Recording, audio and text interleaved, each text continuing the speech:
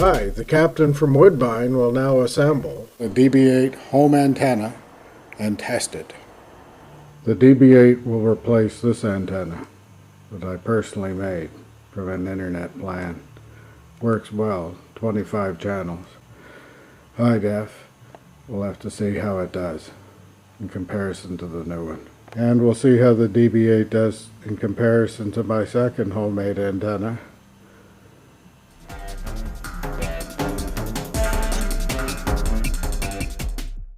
Out of the box, well packaged, well tied up.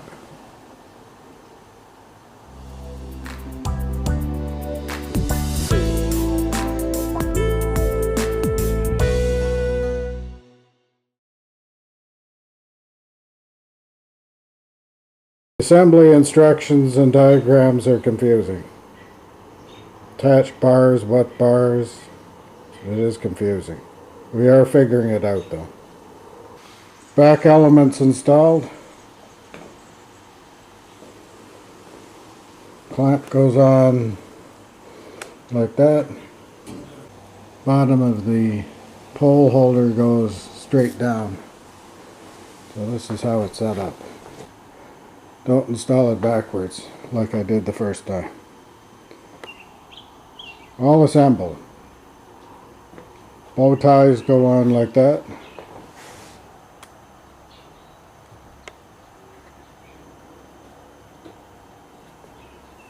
Connector bar to the antenna transformer is on like this. You may note that the actual assembly, this is the newer model, does not match the picture on the box. So this is set up one way, and the actual antenna is different. Close, but different. So that causes confusion on the assembly. Db8 set up. Obviously roof mounting or attic mounting would improve the signal. Result, 25% improvement in signal, 2 extra channels. Cost about $100. I think it was worth it. Well, another successful project from North America's first handyman.